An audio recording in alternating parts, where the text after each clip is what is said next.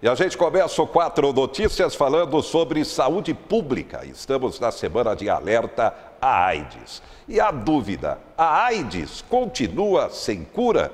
E por que a incidência cresceu na terceira idade, entre os idosos? O nosso convidado, o médico geriatra, docente da FABEMA, a Faculdade de Medicina de Marília, Carlos Rodrigues da Silva Filho. Doutor Carlos, boa noite. Boa noite, Zé. Boa noite, telespectadores do Canal 4. Bem, a AIDS estourou no início da década de 80. Qual é a situação hoje? Continua sem cura? Sim, continua sem cura e daí o reforço na questão da prevenção. Agora, é importante dizer, Zé, que talvez assim, paralela à questão do controle do tabagismo, o controle da AIDS no Brasil também foi muito bem sucedido.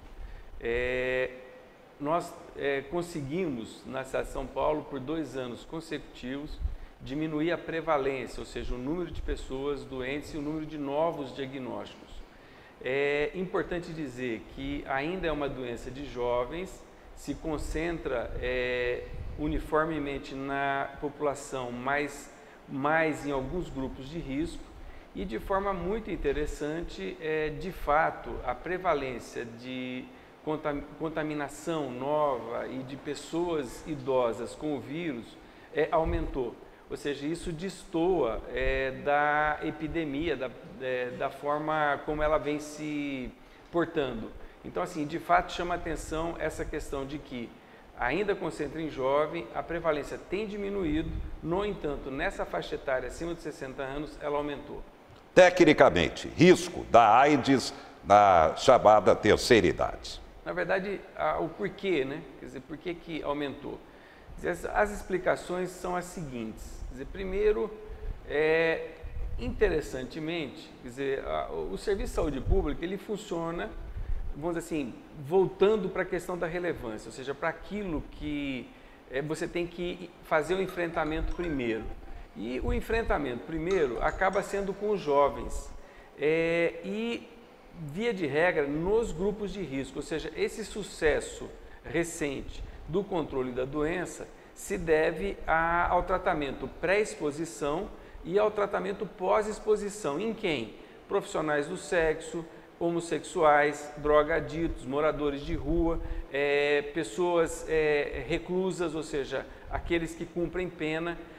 Portanto, assim, a oferta de medicação pré-exposição sexual não protegida e pós-exposição fez com que a prevalência tenha caído.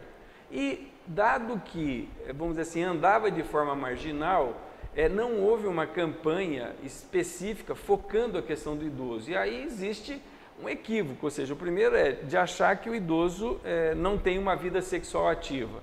E isso já não é verdade, ou seja, se nunca foi verdade, muito menos é agora.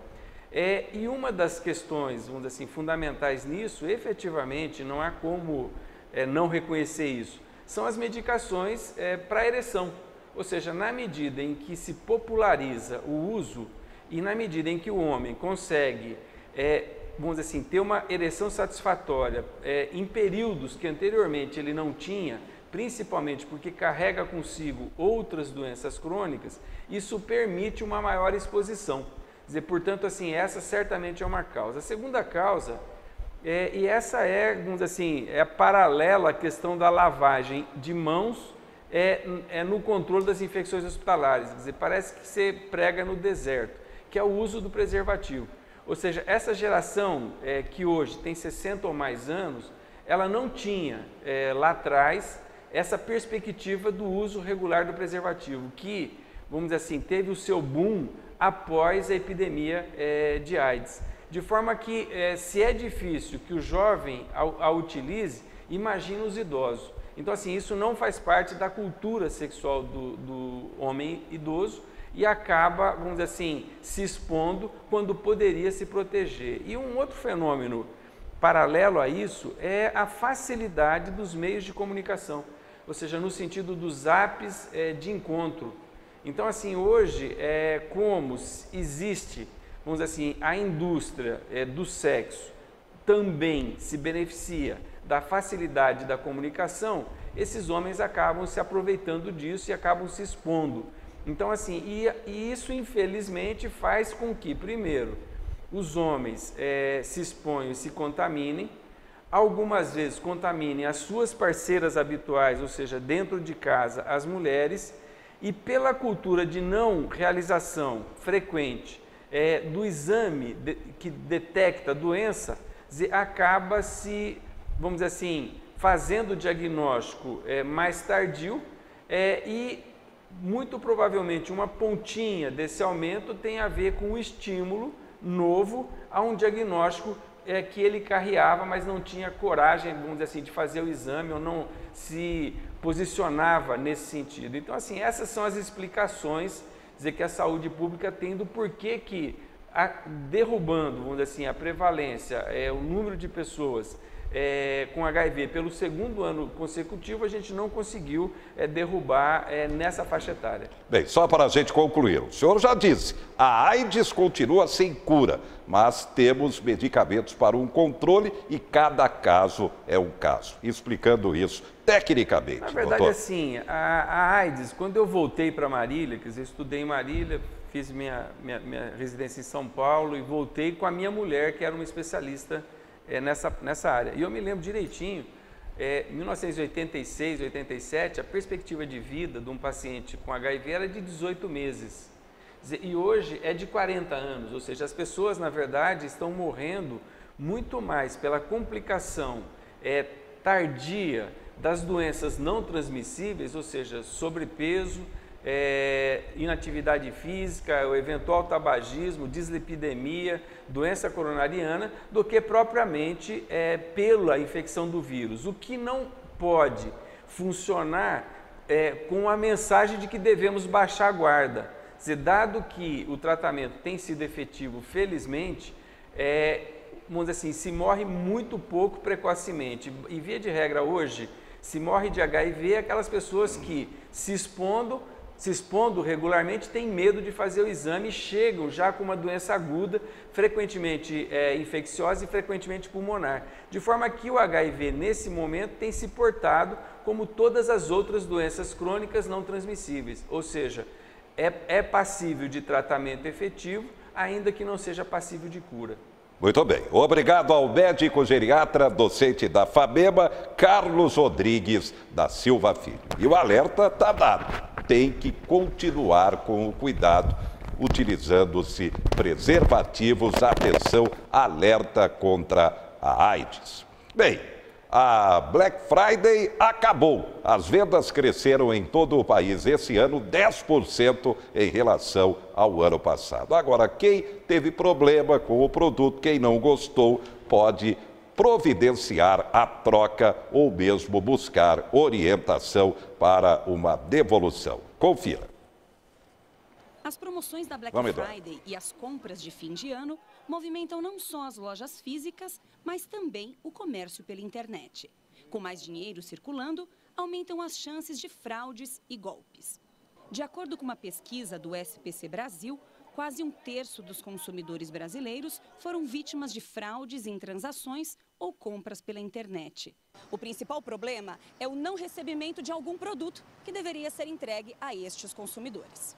É o caso do Carlos. Ele comprou capas para celular em um site chinês e até hoje não recebeu o produto. Existe aquela frustração, não pelo preço, não pela quantia que você paga, mas pelo aquele produto que você está naquele momento doido para poder usar, usufruir, e o produto você compra e o produto não chega. O levantamento mostrou ainda que outros golpes mais comuns são a entrega de um produto diferente do que o consumidor comprou e também a clonagem do cartão de crédito ou débito.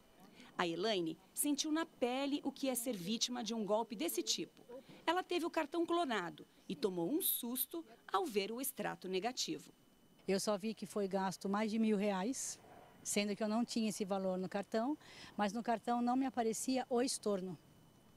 Então você entra em pânico. Considerando que a compra de qualquer produto ou serviço é amparado pelo Código de Defesa do Consumidor, quando a compra é realizada em sites nacionais onde a empresa é estabelecida no Brasil, O consumidor tem direito à solicitação de troca, substituição e até mesmo a devolução do dinheiro, caso o mesmo seja realizado em até 7 dias úteis. No caso de aquisição de produtos, bens ou serviços que venham do exterior, talvez o direito a ser exercido seja um pouco mais complicado. Talvez as ações legais relacionadas a isso não compensem, dado o valor do produto a ser adquirido. O mercado de trabalho está aí complicado. O Brasil tem pelo menos quase 15 milhões de desempregados com carteira assinada. A informalidade é alta, quase 50% da informalidade. E é preciso qualificação, preparação para esse mercado. E a novidade, o Centro Paula Souza, que mantém as escolas técnicas estaduais, como também as FATECs, o Centro Paula Souza com a novidade, aproveitando a tecnologia com ensino médio de dinâmica, cursos rápidos para essa preparação. E as inscrições prorrogadas para Novotec. Estamos recebendo Eduardo de Souza, gestor de Relações Institucionais da ETEC Devisate Marília. Eduardo, boa noite. José Henrique, boa noite telespectadores. Mais uma vez, agradeço muito em estar aqui. Novotec, falando sobre isso. Novotec Expresso, é rápido, né? É um curso de 200 horas, eu vou explicar um pouquinho melhor.